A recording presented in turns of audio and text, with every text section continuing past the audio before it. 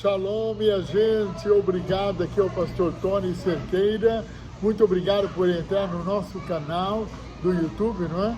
E eu espero que Deus abençoe, sei que Ele vai fazer isso, sua vida, ao você conectar no nosso canal. Inscreva-se no nosso canal e deixe o seu like, inscreva-se, não é?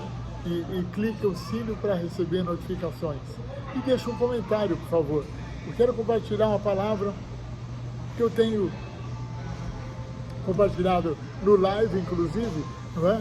Mas eu quero deixar aqui registrado no nosso canal, porque essa mensagem é relevante e é importante para os dias que estamos vivendo agora.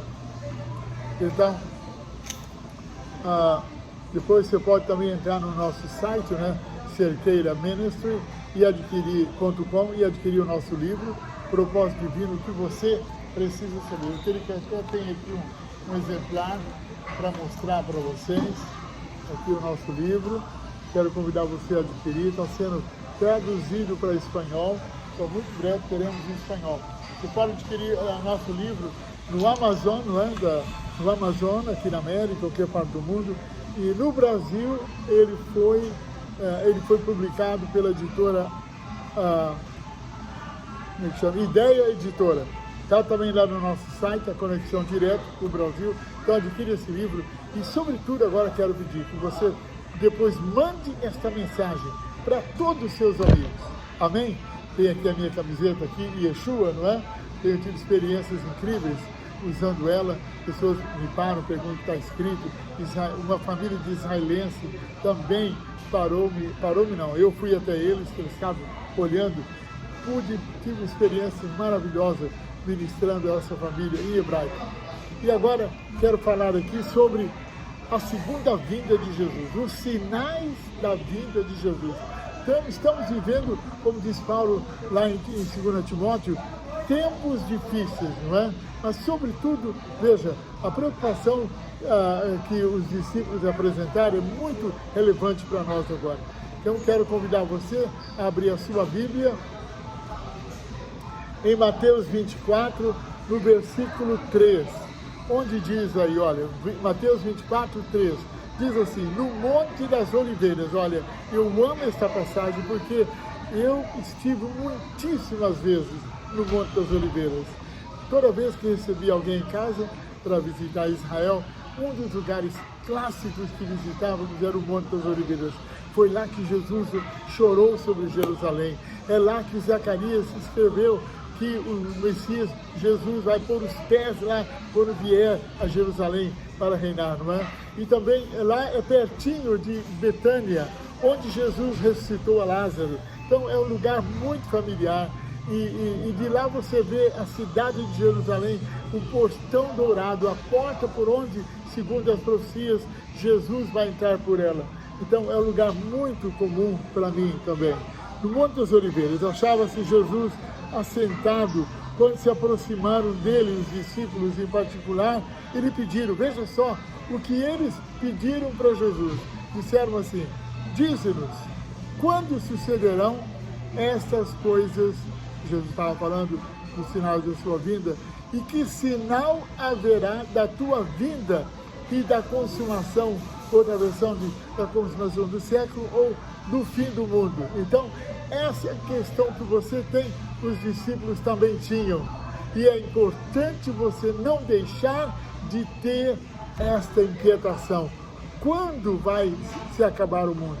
Quando é que Jesus vai vir? Ele responde aqui nesse capítulo. Não vou ler todo, né, mas eu vou, não vou citar todos os sinais aqui, evidentemente, há muitos sinais que mostram que Jesus está às portas. Por exemplo, eu sempre leio para minha sogra essa passagem, ela tem 95 anos, a dona Zélia, e João 14, e lá ele diz: não se turbe, que Jesus estava preparando os discípulos ele estava preparando para ele ser crucificado, ser levado. Então ele disse: não se turbe o vosso coração, crede em Deus, crede também em mim. Na casa de meu pai há muitas moradas. Aí ele diz, se não fosse assim eu teria dito. Aí ele disse uma coisa importante, vou preparar-vos lugar. E quando eu for vos preparar lugar, olha o que ele falou agora, virei outra vez. Virei outra vez. I will come back again. Então, ele está dizendo, eu vou voltar. Ani Roser Olpan. Eu vou voltar outra vez. Eu não vou ficar sempre lá. Eu vou voltar para levar vocês comigo. Eu vou voltar para reinar em Jerusalém, na Nova Jerusalém, não é? Eu vou voltar para estabelecer o reino de Deus aqui na terra, não é? Aí, veja, então é uma preocupação genuína que você deve ter e nunca pode esquecer quando é que Jesus vai vir, quando é que esse mundo vai se acabar, que o mundo um dia vai se acabar, meus irmãos. Veja, é por isso que a NASA e muita gente pensa em morar no outro planeta, em Marte, não é? Mas mal sabem eles que a Bíblia diz em Atos que o lugar de morada do ser humano é aqui no planeta Terra, não é em Marte, não é em outros planetas. A esperança nossa está em Deus apenas, não pode estar firmada em ninguém mais, só em Jesus. Então, é importantíssimo você ter essa inquietação. Quando que Jesus vai vir? Quando é que o mundo vai se acabar? Quais são os sinais que precedem? Deixa eu dizer uma coisa aqui, antes de falar mais adiante. Não há ninguém que saiba a data. Eu conheci já pastores, né? não pessoalmente, mas pregadores que estabeleceram datas da vida de Jesus. Então, as religiões que já marcaram data que Jesus veio, heresia, tudo mentira. Jesus não deu data, não se consegue estabelecer data do seu retorno. Ele disse que nem ele sabia quando ele estava na terra, só o Pai. Então, agora, claro, ele já sabe, mas Jesus, ele mesmo disse, sinais. Ele deu-nos sinais para compreendermos que ele vai voltar. Então, prepare o seu coração. Agora, olha, qual o primeiro sinal? Para mim, o primeiro sinal está no verso 32, aqui do capítulo 24. O primeiro sinal que Jesus vai voltar é maravilhoso. É o próprio renascimento do Estado de Israel. Aprendei, pois, a parábola da figueira, quando já os seus ramos se renovam, as folhas brotam. Sabei que está próximo o verão. Então, aqui a figueira, teologicamente, né, é conhecida como a nação de Israel. E Deus está dizendo aqui, quando Israel surgir de novo, né, que Israel ia ser destruído pelos romanos, no ano de 70, Roma destruiu o templo e Jerusalém levou o povo cativo. E desde então, até 1948, Israel não existia como nação, não é? E nós temos o privilégio de ter sido um brasileiro, Oswaldo de Aranha, que foi usado por Deus para ajudar as Nações Unidas a votarem a favor de dar a terra de Israel, quero chamar então a Palestina, que vem da origem filisteus, né? De volta a Israel. Dividir uma parte dos palestinos, os árabes que nasceram lá, e os judeus que já estavam lá, né? A presença judaica sempre esteve presente em Israel, ou como era chamado na terra palestina, depois da destruição de Jerusalém. Mas veja, então, nós precisamos entender por que Israel é tão importante assim? Porque a Bíblia diz que o anticristo vai enganar o povo judeu, vai enganar muita gente, e ele vai dizer que é o Cristo, é um anticristo, é contra o Cristo verdadeiro, mas ele vai enganar muita gente, e ele vai oferecer sacrifícios, vai dizer que é Deus. Então, o templo de Jerusalém, então Israel precisa estar lá, quando Jesus vier, não é? E precisava estar lá, e também o templo vai ser reconstruído. Então, para você ter uma ideia, já está tudo pronto. Os religiosos, o grupo de religiosos, eles já têm todo o material, os levitas estão sendo separados, já há inclusive o ensaio de como vão ter, do sacrifício que vão fazer em algum lugar do deserto da Judeia, creio que é na Judeia ou no Negev, não sei exatamente onde é que é, isso é muito sigilo, não é? Dos judeus. Eles estão se ensaiando para construir o templo, e dizem que já tem tudo preparado, já tem. Eu me lembro que eu fui numa conferência lá em Jerusalém, da Embaixada Cristã Internacional, e havia lá uma mesa desse grupo, um grupo lá pedindo ajuda para a reconstrução do terceiro templo. Você tem uma ideia? Então, eles estão lá, já tem, e eles dizem que vai levar 6 meses quando começarem a construir o templo de novo, né? Então, os sacrifícios estão sendo preparados, todo o nome de judeus que você vê, Cohen, C-O-H-E-N,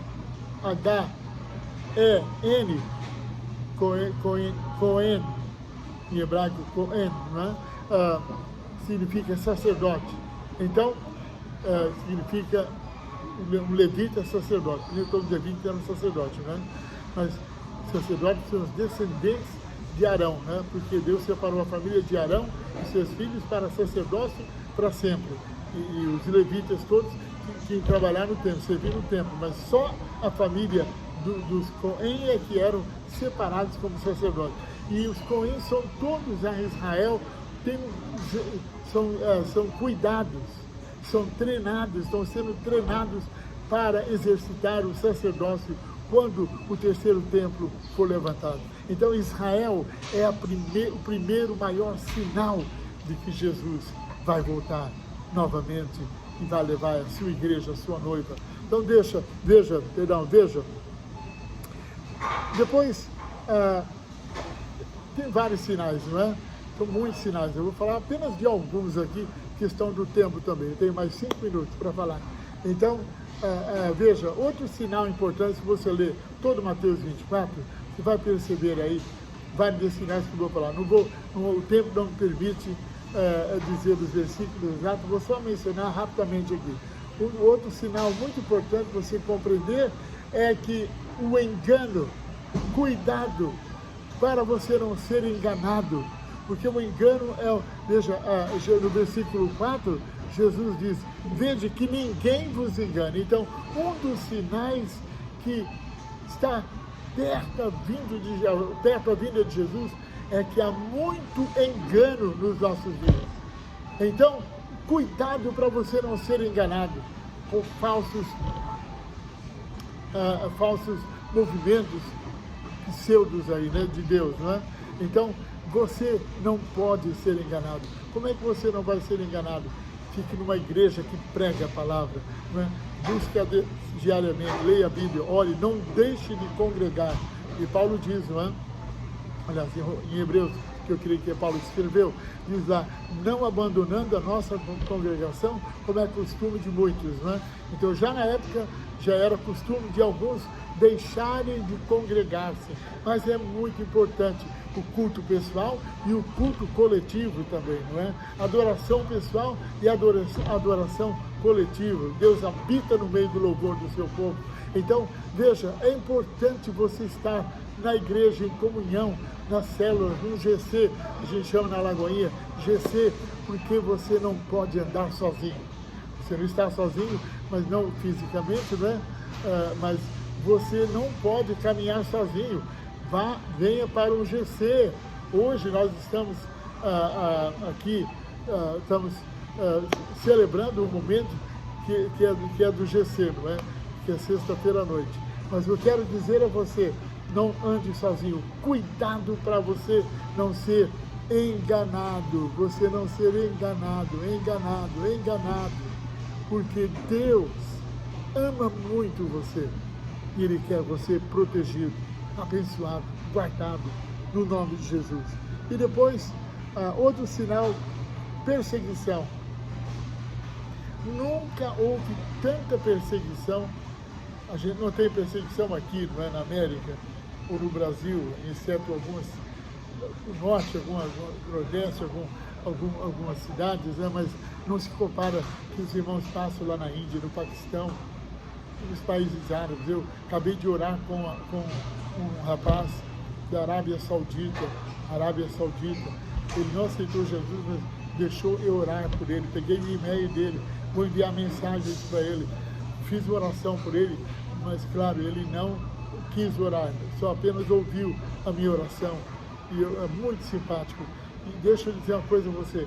Você precisa estar na igreja para você ser fortalecido. Porque há muita gente que paga com a vida. Eu me lembro quando eu visitei Polônia e Tchecoslováquia, eu conheci famílias moças que não puderam ir para a faculdade, não podiam estudar, porque eram cristãs. E na época do comunismo lá, proibiam os cristãos de irem para estudarem nas escolas. Veja só. Então há muita gente sofrendo no mundo hoje.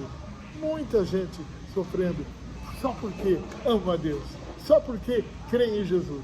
Então, a perseguição é um sinal. Outra coisa, a Bíblia diz no versículo 12, né, 24, capítulo 24, versículo 12, que o amor de muitos esfriará. Então, não deixe o seu amor por Jesus, pela igreja, pelos irmãos se esfriar. E como é que isso é possível? É a comunhão pessoal, né, individual, seu tempo com Deus, que eu chamo a sós com Deus, e a comunhão com os irmãos. A busca de Deus, não é? A adoração a Deus. Sua adoração tem que ser mais forte que as suas petições. Então, você cuide-se. Não deixe seu coração esfriar. Seu coração tem que estar ardendo. É a temperatura que Jesus espera encontrar na nossa vida. Ardendo de paixão, de amor por Ele e pelas almas perdidas. Outro sinal veja, por exemplo, deixa eu já falar disso, é a pregação do Evangelho. Nunca o Evangelho está sendo anunciado como nesses dias de hoje. Como agora mesmo, né? Eu estou falando do nosso canal de YouTube, mas eu falo também no Facebook, no Instagram. Então, isso vai para as nações, para a Índia, para a China, vai para a África, para Paquistão. Tem vários pessoas do Paquistão que me seguem. Eu quero dizer a você que isso é uma maravilha, que o Evangelho está sendo pregado. Há missionários por toda parte. Eu me lembro quando eu estava no Brasil, estudando no seminário, um dia eu fui tomado pelo Espírito Santo, visitado pela presença de Deus, e de repente, enquanto eu orava em prantos, derramando a minha alma, pedindo a Deus que me usasse e que Ele me inflamasse a minha vida cada vez mais. Eu tinha 28 anos, eu creio, mas não, 24, 25 anos, lá em Cianorte. Eu tive uma visão do mapa do Brasil e vi o mapa do Brasil em chamas, o mapa do Brasil inteiro. Aí depois eu vi faíscas saindo do mapa do Brasil para as nações da terra. Aí quando eu orava, eu falei, Senhor, o que é isso? O que é isso? Aí Deus me disse, são missionários que sairão deste país para as nações do mundo. Naquela época, o Brasil tinha muitos missionários, o país sempre teve muitos missionários, sobretudo americanos, por isso nós somos devedores aos americanos. E aí, Deus me falou que também iria me levar, queria enviar missionários para o mundo inteiro do Brasil. E disse a mim, comece a pregar isso aqui no seminário e onde você for. E aí, então eu fui falar com o presidente, o diretor da escola, que era na época o pastor Enoque, e pedi a ele que ele me desse um culto por mês, se ele permitisse para eu falar de missões com os meus colegas. E eu fiquei admirado, fiquei feliz, não é? 2 ou 3 dias depois, o pastor Enoque me chamou, tinha conversado com o pastor Jonathan, o pastor Décio, mas outros que estavam lá na época, não me lembro agora, e eles me permitiram, não sei por quanto tempo, mas durante um bom tempo, uma vez por mês, eu comecei a pregar para os meus colegas que Deus ia nos levar como missionário para as nações. Inclusive fiz uma tenda missionária na convenção que houve da Igreja Presbiteriana Renovada naquele ano lá, fiz uma mesa, comecei a escrever para missionários, e depois Deus me chamou para ir para Israel, e eu tive o privilégio, depois de estar em Israel, né, como vocês sabem. Então, eu quero dizer que Deus está agora acelerando a pregação do Evangelho. Por quê? Porque Jesus está às portas. Então, prega o Evangelho. Prega o Evangelho. Eu prego o Evangelho para toda a gente que fala comigo. Agora mesmo, esse rapaz da Arábia Saudita me cumprimentou, não é? E eu falei que Jesus, que Issa, em árabe, Jesus é Issa. Falei que Jesus o amava, que ele tinha um plano para ele. Ah, mas todos os profetas... Não, Jesus é o profeta, não é apenas um dos profetas. Claro, isso é outra história. Mas, veja, nós estamos vivendo tempos que estão muito perto do retorno do nosso querido, amado Senhor da nossa vida, Yeshua HaMashiach, aqui escrito em hebraico, Yeshua, Jesus. Então, vamos cuidar da nossa vida, vamos conquistar nossa família, vamos abençoar todos que estão ao nosso redor, porque Ele está às portas. Amém? E eu quero terminar com um texto muito chocante, né? Eu estava meditando nessa tarde, em Lucas 17. Você tem a sua Bíblia aí? Lucas 17, estou aqui com a minha Bíblia no meu iPad. Lucas 17 foi quando Jesus está falando aqui da vinda do reino de Deus, né? Deixa aqui, deixei a minha Bíblia de papel lá em casa, mas eu tenho meu iPad aqui. Jesus falando de Sodoma e Gomorra, não é? É uma passagem pesada, porque Abraão orou para Deus poupar Sodoma e Gomorra, mas ele parou nos 10. Inclusive, há uma lição interessante, estava comentando aqui com o meu querido Léo, que está aqui comigo, que quando Abraão começou a orar por Sodoma, ele pediu 50, depois foi 30, 20, ele parou nos 10. Aí ele disse: Senhor, se houver 10 justos em Sodoma e Gomorra, se eu poupará a cidade, Deus disse: pouparei.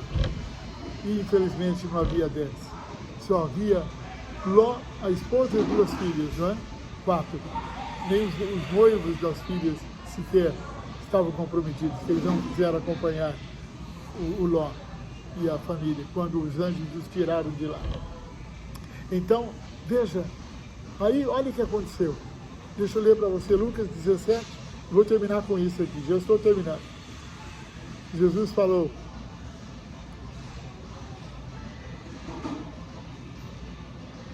assim, Lucas 17, o verso, ele fala de Noé, mas eu quero ler só a parte que fala de Jó, não é?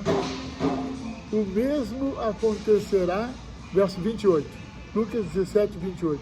O mesmo acontecerá o mesmo aconteceu nos dias de Ló, que ele citou o caso de Noé, não é? Pessoas comiam, davam casamento e veio a destruição repentina. O mesmo aconteceu nos dias de Ló. Comiam, bebiam, compravam, vendiam, plantavam e edificavam. Mas no dia em que Ló saiu de Sodoma, olha o que diz aqui: choveu do céu fogo e enxofre e destruiu a todos. Assim será no dia que o Filho do Homem se manifestar.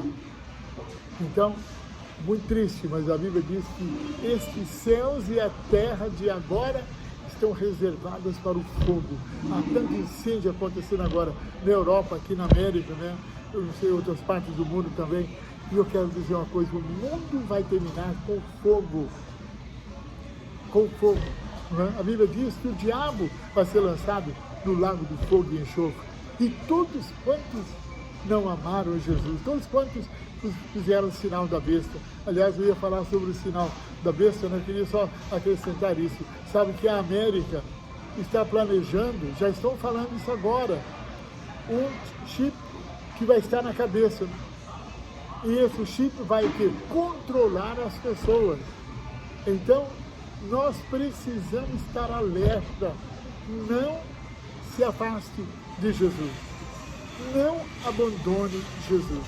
Não coloque o número da besta, o chip, ou em você, porque esse chip vai controlar o seu cérebro, sua vontade, sua mente. E é por isso que a Bíblia diz, todo aquele que tiver a marca da besta não entrará no reino de Deus. Então, veja, olha o que aconteceu com Sodoma e Gomorra. Não é? Por isso que Jesus falou aqui, lembrai-vos da mulher de Ló, no verso 32. Lembrai-vos da mulher de Ló. O que ela fez? O anjo tinha dito, olha, não volte para trás, não olhe para trás, não olhe para o pecado, né? Porque ela virou, porque ela amava a vida que viviam lá, talvez a sua casa, tudo que possuía. E ela olhou para trás e virou uma estátua de sal. Até hoje, há uma estátua lá de pedra, claro, para relembrar o evento triste que aconteceu com a esposa de Ló. Então Deus está nos alertando hoje. Prepare-se para a vinda de Jesus. Pregue o Evangelho ao máximo. Ore pela sua família. Consagre a sua família, a sua vida, porque Jesus vai voltar. Ele vai voltar. Ele virá outra vez. Amém, queridos? Deixa eu orar por vocês agora. Pai, que você nunca entregou a vida a Jesus, ore comigo agora. Diga assim, ó Deus, eu creio em Ti. Eu creio em Jesus. Creio que Ele morreu por mim. Me arrependo dos meus pecados. E recebo Jesus agora como meu Senhor e Salvador para sempre. Amém, amém, amém. E olha, se você se desviou, diga assim comigo, ó Deus, eu que me desviei, volto para Ti agora. Recebe-me de volta, que eu quero ir ser levado para o céu, quando Jesus vier. No nome de Jesus.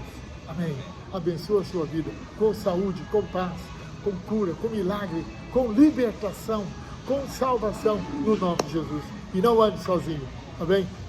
O pessoal que é da nossa igreja aqui, não é? Vá para um GC. Não deixe de estar congregando. Em nome de Yeshua, Deus te abençoe. Amém e amém.